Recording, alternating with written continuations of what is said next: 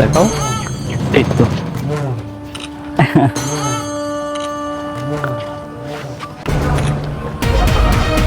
কি ব্যাপার, ও রায়হান না? আর সাথে ছেলেটাই বা কে?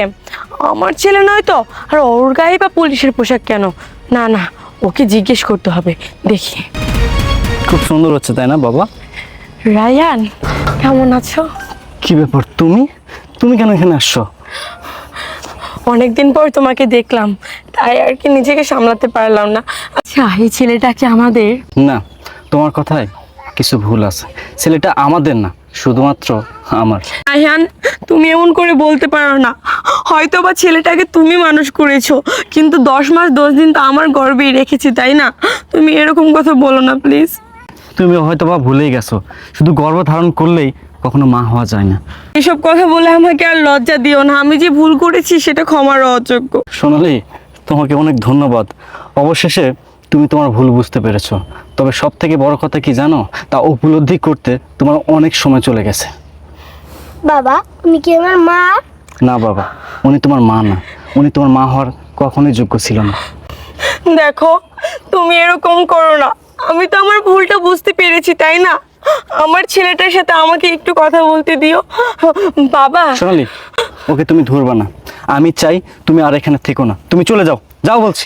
আমার ছেলেকে আমি অনেক দিন পরে দেখেছি, আর আমার ছেলেকে আমি বুকে না জড়িয়ে এখান থেকে যাব না। কি বললে সোনালি? তুমি তোমার সন্তানকে বুকে আগলে রাখতে চাও? বাহ, খুব সুন্দর বলেছো তুমি।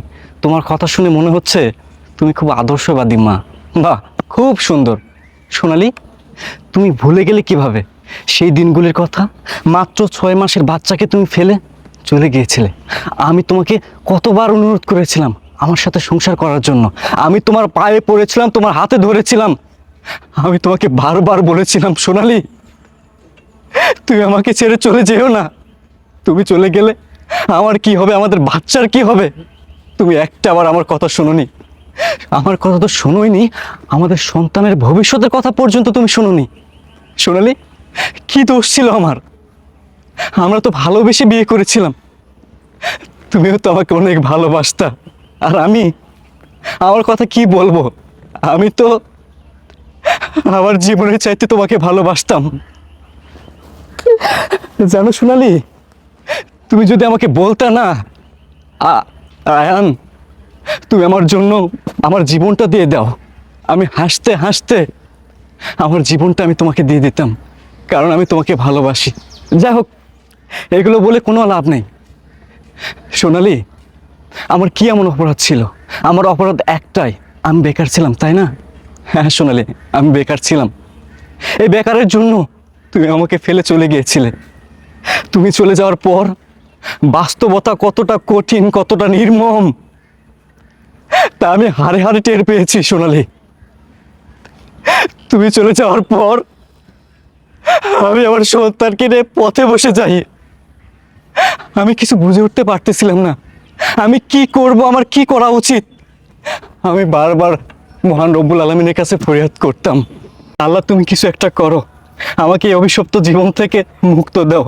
আমি অনেকবার ভেবেছিলাম সোনালি আত্মহত্যা করব, কিন্তু আল্লাহর কসম করে বলতেছি, শুধুমাত্র সন্তানের দিকে তাকিয়ে তার ভবিষ্যতের কথা ভেবে আমি আত্মহত্যা করতে পারিনি। যখন আমার সন্তান আমাকে বলতো, বাবা তুমি কোথায়, আমাকে একটু খাবার দাও, আমি দুধ খেতে চাই, আমাকে একটু দুধের ব্যবস্থা করে দাও, সোনালি সত্যি করে বলতেছি, তখন না আমার কলিজা ফেটে রক্তক্ষরণ হতো। অবশেষে আল্লাহর রহমতে আমার চাকরি হয়, এখন আমার দিন বদলেছে সোনালি, আমি ভালো একটা অবস্থানে এসেছি। আল্লাহ দিলে আমার টাকা পয়সা গাড়ি বাড়ি সব কিছু হয়েছে, কিন্তু ভালোবাসা, সেই ভালোবাসা সোনালি আর নাই। আমার লাগবেও না, আমার কারো দরকার নাই। আমি প্রতিজ্ঞা করেছি, আমি যতদিন বাঁচবো একলাই বাঁচবো, কোনো নারীর সংস্পর্শে যাব না। এই যে তুমি আমার সামনে আসছো না, আমার কি মনে হচ্ছে জানো? আমার মনে হচ্ছে আমি তোমাকে এখনই জ্যান্ত পুঁতে ফেলি, কিন্তু সেটা আমি করব না। শুধুমাত্র আমার সন্তানের দিকে তাকিয়ে আমি আমার সন্তানের জন্য সব কিছু করতে পারি, এবং আমি এটাই নিয়ত করে ফেলেছি, আমার সন্তানের জন্য যা যা করতে হয় আমি তাই করব। আমার সন্তানের বাবাও আমি, আমার সন্তানের মাও আমি। তাই তোমাকে বলতেছি, তুমি আমার চোখের সামনে থেকে সরে যাও, সরে যাও সোনালি। দেখো, আমি চলে যাব, আমি তোমার কাছে থাকতে আসিনি, কিন্তু এতদিন পর আমার ছেলেটাকে দেখে আমি নিজে আর সামলাতে পারলাম না। আর আমি যে ভুল করেছি সে ভুলের প্রায়শ্চিত্ত আমি করেছি। তুমি জানো, তোমাকে ডিভোর্স করে দেওয়ার পর আমার বাবা এ দুঃখ সইতে না পেরে স্ট্রোক করে মারা যায়। তারপরে আমার সৎ ভাই বোনরা আমাকে আর বাড়িতে রাখে না, ঘাড় ধাক্কা দিয়ে বের করে দেয়। আমি খুব কষ্ট করে না খেয়ে জীবনযাপন পার করেছি। এখন আমি একটা বস্তিতে থাকি আর টিউশনি করে চাপায় চলতেছে।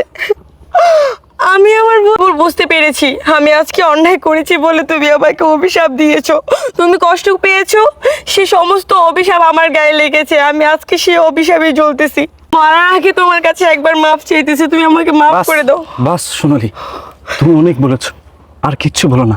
আমি প্রতিজ্ঞা করেছি আমি কখনো কখনো তোমাকে ক্ষমা করব না, কারণ আমি তোমাকে ভালোবেসে বিশ্বাস করে আমার বুকের বাঁ পাশে স্থান দিয়েছিলাম, কিন্তু তুমি আমার বিশ্বাসগুলোকে ভেঙে দিয়েছো। তাই আমি আর তোমাকে কখনোই ক্ষমা করতে পারবো না। যাও যাও বলছি, যাও।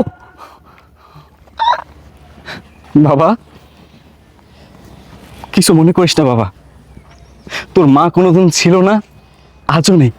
আমি তোর মা, আমি তোর বাবা। বাবা বস, ওঠ ওঠ বাবা, আমরা চলে যাই।